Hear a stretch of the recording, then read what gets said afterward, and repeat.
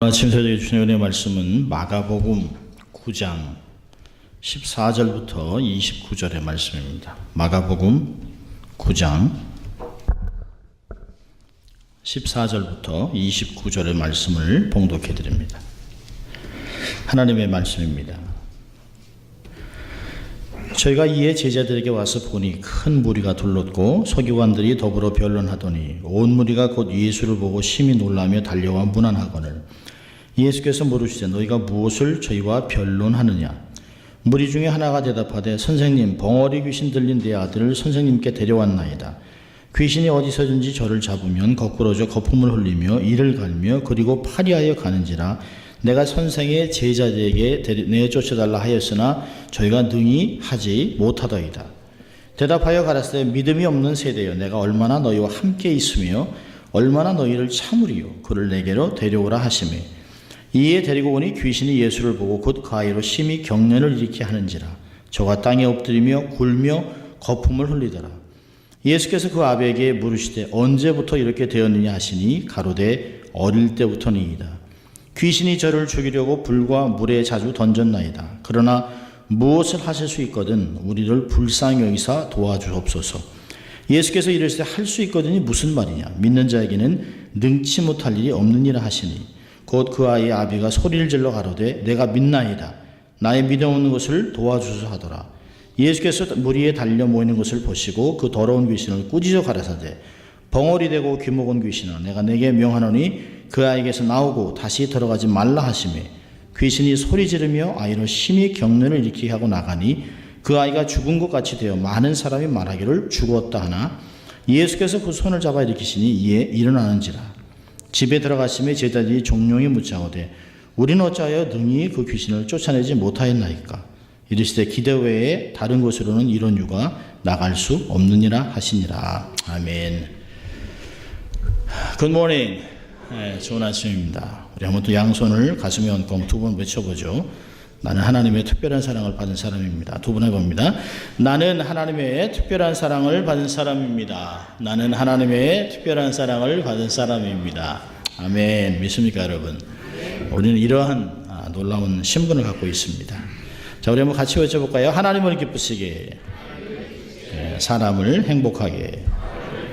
네, 그렇습니다. 오늘은 계속해서 예수를 만난 사람들 16번째인데요. 벙어리 귀신 아들, 귀신 들린 아들이란 제목으로 은혜를 나누려고 합니다. 어떤 사람들은 현대를 미친 세상이라고 얘기를 합니다. 아마 많은 사람들이 무언가에 미치지 않고서는 살아갈 수 없는 그런 세상이라고 얘기를 합니다. 돈, 정치, 권력, 섹스, 쾌락에 집착을 하면서 현실을 도피해보려고 하는 것이 사람들의 모습입니다. 갈수록 중독은 점점 심해지고 알지도 못하고 듣지도 못한 병들이 점점 많이 생기고 있습니다. 점점 정신병은 각양각색 다양한 방식으로 나타납니다. 사람들은 점점 불안하고 신경쇠약으로 알 수 없는 고통들을 겪고 있습니다. 정신질환, 귀신의 사람 앞에 상상을 할 수 없는 행동을 하는 사람들이 많이 있어요. 가끔 이렇게 저렇게 보면 기독교는 잘 못하는데요. 개신교는 잘 못하는데 주로 이제 수녀원들이나 아마 이 수도원 같은 데서 지하에 사람들이 버려두고 간 정말 처참한 아이들을 키우는 것들을 가끔 보게 됩니다. 정말 사람으로는 감당할 수 없는. 그래서 그 수녀원들이 하고 있는 이제 애양원 같은 곳인데요. 거기서 이제 아래로 이렇게 쭉 비디오를 찍어서 갔는데 이건 사람이라고 하기는 어려운. 어떤 아이들은 말을 한마디도 못하고 괴성만 지릅니다. 소리성을 질러요. 근데 덩치는 엄청 컸죠. 아마 한 20대 이상은 된 것 같아요. 또 어떤 사람들은 너무 막 발작을 하고 힘드니까 묶어놨습니다. 사지를 다 묶어놨어요. 또 어떤 사람은 막 물고 자기를 자학을 하니까 입에다 마우스피스를 꽂아서 묶어놨습니다. 자기를 물지 못하게. 어떤 아이는 그 사이에 막 발작을 하고 거품 물고 막 이럽니다. 정신병동도 사실은 만만치 않습니다. 근데 정신병동에서 정부가 돈을 다 주면 문제는 아닌데요. 개인적으로 한다면 엄청난 돈을 물어야 돼요. 어떤 사람들을 이렇게 인터뷰를 하는 걸 들어보니까요. 정말 집에서 이것도 해보고 저것도 해보고 다 해보다가 견디지 못해서 병원에 맡겼다라고 합니다. 그러면서 그래도 남아있는 가족들이 살아야 되기 때문에 그 눈물을 줄줄 흘리는 모습 보면서 야, 참 얼마나 힘들까. 그런데요, 그렇게 절망적인 사건 속에서도 가끔 회복됐다는 얘기를 듣습니다. 놀라운 이야기는 병원에서 도저히 감당을 못하기 때문에 아이는 너무 등치가 커졌어요. 그 등치가 커진 아이들을 감당할 수 없기 때문에 병원에서는 집으로 데려가라고 얘기했습니다. 소망이 없다. 근데 이 아이를 엄마는 병원에 계속 두고 싶어하고, 근데 아버지가 늦게 낳은 아들을 계속 어떻게 하지 뭐 직장도 포기하고 집에서 계속 아이를 이렇게 돌봅니다. 근데 자기가 어릴 때부터 모태 신앙이었기 때문에 내가 무언 잘못을 했기 때문에 자식이 이렇게 어려움을 당할까. 그래서 자식을 위해서 그렇게 기도를 많이 합니다. 그러면서 아들의 귀에다가 주여 주여 주여를 계속 외쳐라. 주여 주여 주여 주여. 아이는 말도 못하고 하고 있습니다. 그러면서 가족들은 뿔뿔이 나가서 일을 하고 아버지도 잠깐 잠을 자고 그리고 또 잠깐 일 나갈 때 문을 잠그고 밖에서. 그리고 이렇게 세월이 지나니까 아버지는 뭐 피골이 상접하죠. 이 아버지가 똑같이 하던 대로 아들의 이름 부르면서 주여 주여 하라고 했는데 이 아이가 주여 주여를 합니다. 아버지가 너무 놀래가지고 자기가 잘못 들은 줄 아는 거죠. 그날 일 가는 것도 포기하고 주여 주여를 외쳤습니다. 아들 막 안고 주여 주여 외쳤어요. 근데 그 아들이 주여 주여 외치다 눈물을 줄줄 흘립니다. 아버지가 충격을 먹었어요. 충격을. 그러면서 이 아들을 붙잡고 한없이 웁니다. 이 아들이 아버지한테 뭐라 그러냐면 아빠 미안해. 이 아버지가 아들한테 그렇게 얘기합니다. 이제 아빠는 죽어도 돼. 네가 건강해지면 괜찮아. 근데 이 아들이 아버지한테 이렇게 얘기합니다. 아니야. 아빠 이제 내가 지켜줄게. 이건 사람의 힘으로 되는 것이 아니에요. 하나님이 어떠한 영광을 드러내기 위해서 아들을 사용하신 것이에요. 제가 오늘 말씀을 준비하면서 느낀 건 뭐냐면 포기하면 안 돼요. 끝까지 믿음 지키면 하나님이 보상해 주세요. 그래서 끝까지 믿는 자가 은혜를 경험하는 것이에요. 포기하면 아무것도 얻을 수 없어요. 포기하면. 그러나 주님을 붙잡고 있는 사람에게는 하나님이 전화위복을 준다는 것이에요. 여러분 오늘 이야기도 보세요. 귀신 들려 심한 간질, 정신병원으로 황폐해진 아들을 포기하지 않았어요. 요즘 아들을 막 질병 있는 아이를 막 집에 가다 놓고 막 이러고 있는 상황에서 아들을 포기하지 않았어요. 결사가지고 예수께 데리고 왔습니다. 데려와서 자기의 믿음도 회복되고 아들의 병도 치유된 역사예요. 여러분이 절망의 삶에서 전화위복을 경험한 아버지와 아들의 이야기가 본문의 이야기입니다. 이 두 사람은 어떻게 살았을까요? 평생을 하나님의 영광을 위해 살았겠죠. 하나님이 나를 이렇게 고치셨습니다. 이제는 아버지 내가 효도할게요. 여러분 이렇게 삶을 살아가지 않았을까요? 여러분 오늘 본문은 변화산에서 그 예수님이 변화한 후에 내려온 사건 바로 뒤에 붙어 있습니다. 예수님과 세 제자들 베드로, 요한, 야고보 이렇게 네 사람이 산 위에 올라가 있는 동안 나머지 9명의 제자들은 산 아래에서 기다리고 있습니다. 예수님과 세 제자들이 내려왔을 때 나머지 제자들은 사람들 가운데 둘러서서 율법 학자들과 논쟁하고 있었습니다. 벙어리 귀신 들린 아들의 병을 고쳐보려고 예수를 찾아오는데 예수가 없어요. 그래서 제자들에게 부탁을 했죠. 근데 제자들이 하지 못했습니다. 실패했습니다. 그러니까 제자들은 귀신을 쫓아내지 못하고 서기관들의 비난과 야유에서 변명하기가 급급했던 것을 보입니다. 야, 이 사기꾼들아, 야, 이 거짓말하는 놈들아, 너희 스승과 같이 한번 해봐. 네 스승 예수 어디 있어? 라고 이렇게 막 얘기를 했을 거예요. 아마 제자들은 아니 전에 사람이 많이 났어요. 진짜 났었다니까. 이렇게 막 변명하고 아마 급급하고 우리 예수님만 오시면 우리 스승이 오시면 다 해결한다라고 이렇게 논쟁하고 있었을 것이에요. 많은 사람들이 그 주위에 둘러 있습니다. 근데 이때 예수님이 나타나세요. 제자들은 반가우면서도 민망하죠. 너희들이 무엇을 논쟁하고 있나, 변론하고 있냐고 물어봅니다. 그럼 우리가 한 가지 알아야 될 것은 성도들은 복음과 하나님의 나라와 역사를 가지고 논쟁하면 안 돼요. 논쟁하려고 하지 마세요. 증명하려고 하지 마세요. 논쟁한다고 문제가 해결되지 않습니다. 논쟁은 논쟁을 낳고 논쟁 때문에 사람의 마음이 상할 수 있어요. 적극적이든지 소극적이든지 어떤 것도 논쟁에 아무 이익이 없어요. 디도서 3장 9절은 이렇게 얘기합니다.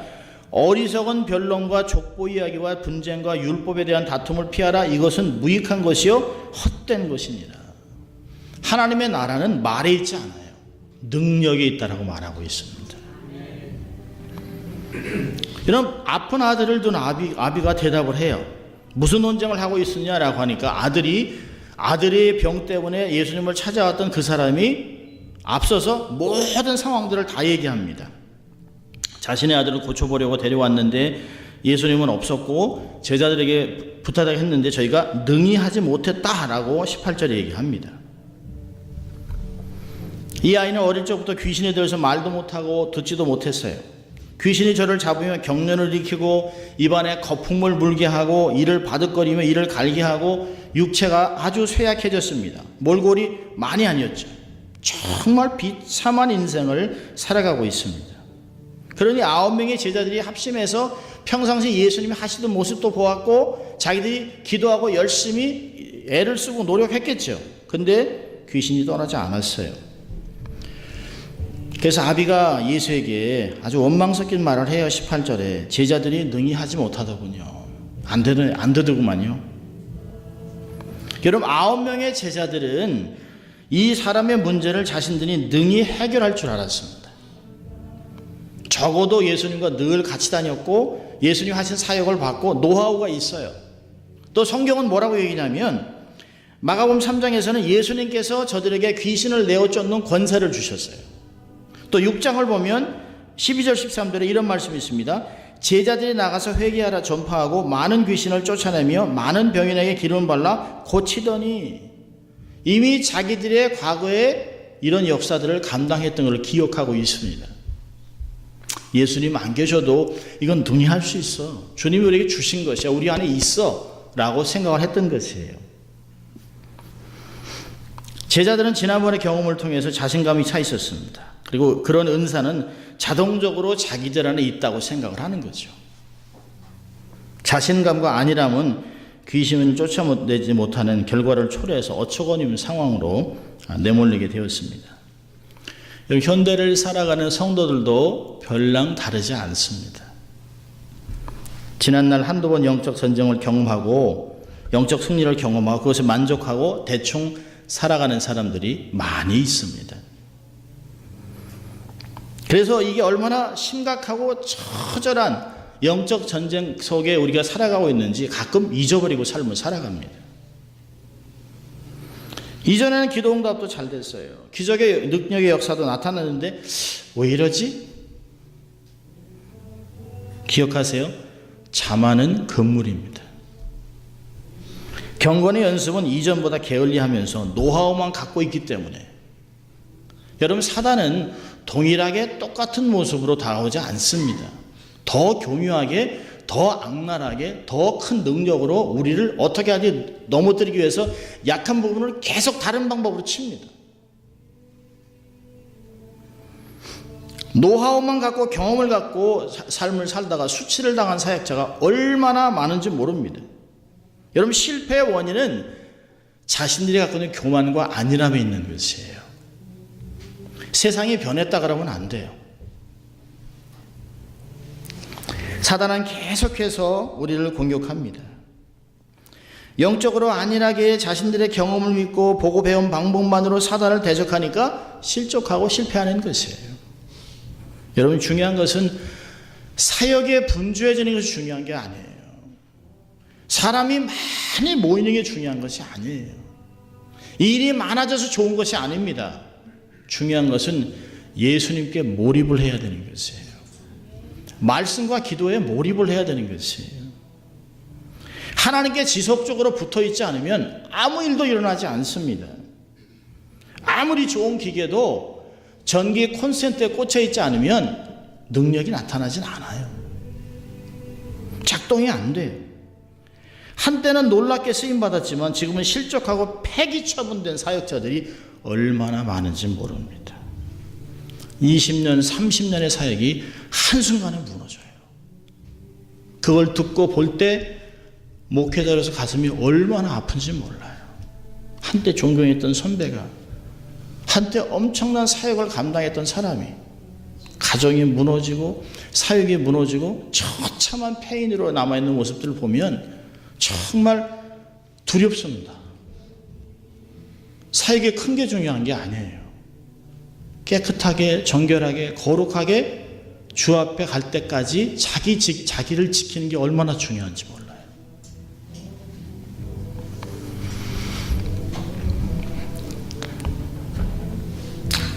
이 아버지 문제가 해결되지 못해서 제자들이 능히 하지 못하더군요 라고 대답하는 이 사람과 제자들 앞에서 예수님이 19절에 탄식을 합니다. 믿음이 없는 세대여, 내가 얼마나 너희와 함께 있고 얼마나 너희를 참겠냐. 여러분, 믿음이 없다는 말은 참 재미있어요. 피스티스라는 말이 믿음인데요. 그 앞에 A가 붙어 있어요. 아피스티스. 그러면 A는 반대예요. 믿음이 고갈됐다는 거예요. 믿음이 작은 정도가 아니라 믿음이 바닥난 겁니다. 이 이야기를 누구한테 했을까요? 제자들, 서기관, 모든 사람이 한 세대의 비참함을 얘기하는 것이에요. 내가 이제 좀 있으면 십자가에서 죽을 텐데 순환의 예고를 계속하고 있어요. 그런데 아직도 깨닫지 못하고 아직도 믿음이 없는 너희들을 어찌하랴라고 하는 주님의 탄식입니다.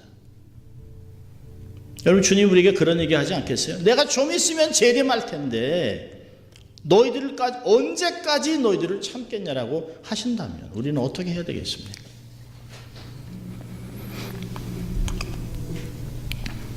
그래도 주님은 나무라지 아니하고 고생하는 아들을 데려오라고 명합니다. 20절에 데려오니까 귀신이 예수를 보고 놀래요. 그리고 자기가 이 아이를 지배할 수 있는 지배권이 끝났다는 걸 생각하니까 최악의 발악을 합니다. 막 소리를 내고 막 말할 수 없는, 차마 눈 뜨고 볼 수 없는 발작 고통의 현장입니다. 예수님은 전혀 동요하지 않아요. 아버지에게 물어봅니다. 얼마 동안 일했냐. 어려서부터 그랬습니다. 아마 자기가 인식하는 그때부터 그랬겠죠. 오래됐다는 것이에요. 귀신은 아이를 죽이려고 물과 불에 자주 던졌다고 얘기합니다. 반복적으로. 고통은 시도 때도 없이 반복됐다고 고백해요. 그 얘기 뭘까요? 그 시대에 예수님 전까지는 아무도 이런 귀신들을 제어할 수 있는 능력의 존재가 없었다는 거예요. 그래서 세상 사람들은 그렇게 사는 것이 운명인 줄 알고 살았습니다. 그래서 두려움 속의 삶을 살아가는 이들을 해방하기 위해 주께서 오신 것이에요. 모든 사람에게 아직도 이런 해결되지 않은 문제가 세상에 산재해 있다는 것을 다 듣게 하신 것이에요. 여러분, 하나님의 형상을 따라 존귀한 인격체로 창조되었음에도 불구하고 아이는 축복을 누리지 못해요. 귀신에 휘둘리면서 비참하게 삶을 살아가고 있는데요. 이 세상에는 아직도 이런 사람이 너무 많다는 것이에요.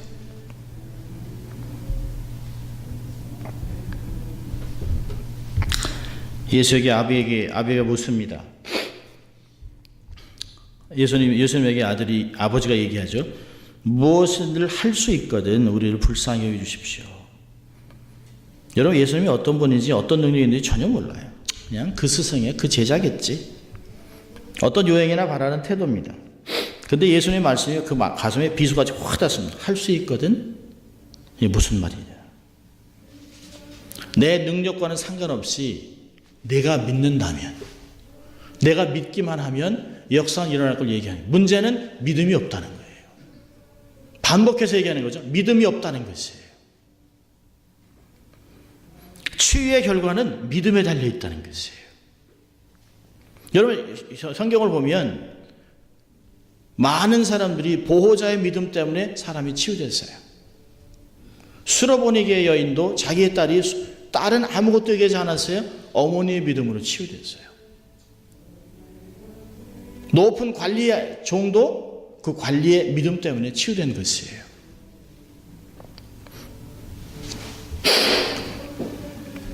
믿음이 없어서 고침받지 못한 경우도 상당히 많습니다. 아비가 소리를 지르면서 말합니다. 내가 믿습니다. 나의 믿음이 없는 것을 도와주시옵소서. 아비는 자신의 믿음이 없는 것을 시인하고 예수의 도움을 요청해요. 근데 예수님이 처방을 내리죠. 벙어리 먹은 귀신 나와서 다시는 들어가지 말아라. 귀신이 도망치며 소리를 지르는 비명소리에 아이는 충격받습니다. 발작을 하고 마침내 죽은 듯이 기진맥진에 누워요. 사람들이 이걸 보고 아이가 죽었다라고 얘기합니다. 본문에서는 아이를 예수가 죽였다라고 얘기합니다. 예수님의 아들을 손잡아 일으켜요. 여러분, 일으킨다는 단어가 어떤 단어일까요? 부활이라는 단어입니다. 부활. 예수님이 마가복음 14장 6절과 16장 6절에 다시 일어났다, 다시 부활했다는 얘기를 동일한 단어를 쓰고 있습니다. 의도적으로 마가는 기록하고 있는 것이에요. 일이 다 마치고 나서 집에 조용히 들어와서 27절로 마치고 28절, 29절은 다른 이야기겠죠. 제자들이 자기들이 귀신을 쫓아내지 못한 이유를 묻습니다. 무능력에 대해서 심히 염려하고 어떻게 살아갈 것이냐 생각하지 않겠어요? 예수님이 딱 한 가지 얘기하죠. 기도 외에 다른 곳으로 이런 유가 날 수 없다라고 얘기를 합니다. 자, 오늘 두 가지만 교훈하려고 하는데요. 첫째로 우리의 삶에서 적용할 것은 기도는 역사를 일으킨다는 것이에요. 여러분, 영적 싸움에서 승리는 기도가 답입니다. 여러분, 기도는 어떤 초자연적인 힘을 나타내는 수단이 아니에요. 하나님과 바른 관계 속에서 그 하나님의 능력이 삶에 흘러가게 하는 것이에요. 기도는 나를 믿는 것이 아니에요. 기도는 철저하게 하나님을 집중하고 있는 것이에요. 나의 부족함을 고백하고 하나님의 권능과 하나님의 권세가, 하나님의 나라가 내 삶을 통해 드러날 수 있도록 삶을 열어놓는 것이에요. 하늘에 자기의 삶을 여는 것이 바로 기도입니다. 끊임없이 하나님의 삶에 연결하는 것이에요. 그래서 성경은 얘기합니다. 쉬지 말고 기도하라. 무시로 기도하라.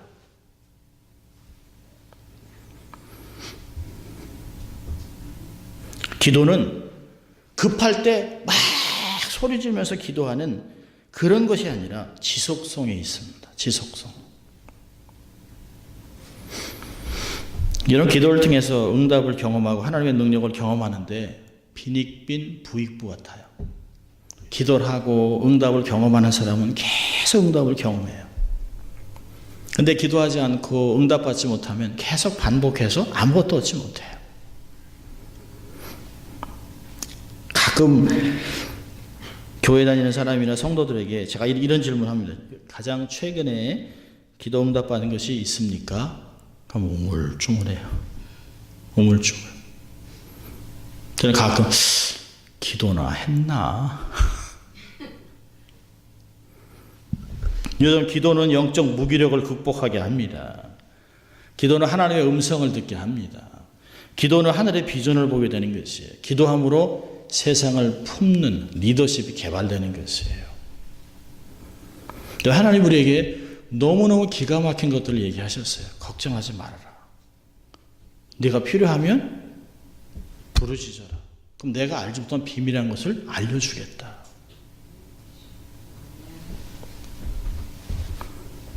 구하라, 찾으라, 두드리라. 그러면 다 해주겠다는 것이에요. 주님은 약속해 놓으셨어요. 우리가 받지 못하면 기도하지 않기 때문에. 기도해도 받지 못하면 우리가 잘못 구함이라 얘기하고 있습니다. 성경은 처음부터 계시록까지 얼마나 많은 내용을 기도를 얘기하는지 몰라요. 하나님의 능력은 줄어들지 않습니다. 하나님은 늙지 않아요. 하나님은 우리에게 할아버지 되지 않습니다. 하나님은 그대로 능력이 그대로 있으세요. 문제는 우리 라인이 잘못된 것이에요. 재밌는 유머가 하나 있습니다. 하루는 아들 병아리가 아빠 닭에게 물어봅니다. 병아리가 아빠 우리 왜 벼슬이 있어요? 아빠가 얘기합니다. 그건 적들에게 우리의 위험을 가시하기 위해서지. 병아리가 우리 주둥이는 왜 뾰족하고 날카롭죠? 그건 적들을 무자비하게 공격해서 박살을 내기 위함이지. 그럼 우리 목소리 왜 이렇게 커요? 그건 적들의 기선을 제압하기 위해서지. 아빠 말을 한참 듣고 있던 그 병아리가 생각에 잠겨 있습니다.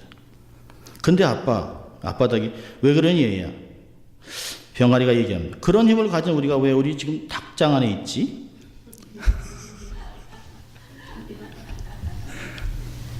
아마 이게 우리의 모습인지 몰라요. 성경도 있어요. 능력도 있어요. 하나님의 주신 약속도 있어요. 근데 우리는 갇힌 병아리 같이 삶을 살아가는지 몰라요. 하나님이 많은 것을 주셨는데 염려, 근심, 걱정을 다 물리칠 능력을 주셨는데 그건 잊어버리고 여전히 닭장 속에서 모이만 주는 것만 세상에 주는 것만 먹고 살아가는지 몰라요. 기도를 통해서 인생의 근심과 걱정과 염려를 물리칠 수 있기를 바랍니다. 두 번째는요, 기도는 역사를 일으키고 두 번째는 믿음을 반드시 키워야 합니다. 믿음은 저절로 자라지 않습니다. 그런데 가만히 있으면 믿음은 줄어듭니다. 믿음은 계속해서 우리가 키워야 되는 것이에요. 여러분 믿음이 얼마나 중요할까요? 믿음이 없이는 하나님을 기쁘시게 할 수 없다라고 히브리서 11장 6절에 얘기합니다. 아무 역사가 일어나지 않아요. 성경에서 예수님이 얘기하잖아요. 내 믿음이 크구나. 믿음대로 될지어다. 근데 반대는요. 왜 의심을 하냐? 왜 두려워하느냐? 믿음이 없는 자들아. 믿음이 적은 자들아. 주님이 다른 거 얘기하지 않았어요. 너희가 믿음이 있다면 믿음이 겨자씨만큼만 있어도 이 산을 이쪽으로 옮기라고 옮길 수 있겠다. 사람들이 신앙생활을 나름대로 열심히 한다고 하는데 역사가 나타나지 않는 것은 왜 그럴까요? 믿음이 없는 껍데기이기 때문에 그렇습니다. 마지막 때는 예수님이 얘기하셨어요. 인자가 다시 올 때 믿음을 보겠느냐? 누가복음 18장 8절은 이야기하고 있어요. 믿음 보기가 어렵다는 거예요. 여러분 점점 교회가 대형화될 거라고 생각하지 마세요. 그렇지 않습니다. 주님이 오실 때 보면 점점 더 많은 사람이 예수를 믿을까요? 아니요. 점점 더 안 믿을 것이에요. 믿음 보기가 점점 어려워요. 여러분 사단은 제일 두려워하는 자가 믿음이 있는 사람입니다. 어둠은 주의 능력 앞에 무릎을 꿇어요. 여러분 성경이 가르쳐주는 믿음은 자기의 내면에 쌓이는 내공이나 집중력이 아닙니다. 관계를 얘기하는 것이에요. 관계. 믿음은 친밀함을 얘기합니다. 내가 예수님은 어떤 분을 알고 어떻게 관계해 있는가를 가르쳐주는 말이에요. 여러분 믿음은 친밀함이에요. 믿음은 하나님의 나라와 하나님의 말씀에 무서운 집중력을 얘기합니다. 내가 나를 믿느냐? 믿음대로 될지어다. 세상 사람들은 믿어서 되는 게 뭐가 있어요? 약을 먹었나 수술을 했나 뭘 했나 그건 모르는 사람이에요. 똑같은 은혜 받을 기회가 있음에도 불구하고 끌고 와도 은혜를 못 받는 사람이 있어요. 믿음은 삶의 축이 되는 것이에요. 풍파가 쳐도 좌로나 우로나 치우치지 않습니다. 여러분 예수님은 제자들에게 기도의 능력을 회복할 것을 요청하고 있습니다. 기도하거라. 쉬지 말고 기도해라. 끝까지 나를 믿어라. 매 순간 나를 보고 있어라. 내게 집중해라. 노하우가 중요한 것이 아니다. 방법론이 중요한 것이 아니야. 여러분 많이 외우고 많이 배우는 거 중요한 것이에요. 그보다 더 중요한 건 예수님 같이 살아가는 거예요. 예수님을 따르는 것입니다. 그분께 집중하는 것이에요. 우리의 삶에서 능력이 나타나지 않는다고 불평하기 전에 우리에게 믿음이 없음을 깨달아야 됩니다. 내가 믿음이 없다고 말하기 전에 충분히 기도하지 않았다는 것을 고백해야 합니다. 한 주간 기도로 하나님께 연결돼서 큰 믿음으로 역사를 감당한 여러분 될 수 있길 주의 이름으로 축원합니다. 기도하겠습니다. 하나님 감사합니다. 오늘도 저희들을 예배자로 초청하셔서 말씀을 들려주시고 소망을 들려주신 것 감사합니다. 우리가 하나님 오늘 이 시간도 어떤 상황 속에서도 낙심하지 않고 주님께 집중하고 기도하고 믿음을 키워가서 결국은 역사를 이루고 응답을 경험할 수 있도록 축복하시고 한 주간을 그런 넉넉함으로 세상을 섬기는 저희들 될 수 있도록 도와주시옵소서. 감사하고 예수님 이름으로 기도합니다. 아멘.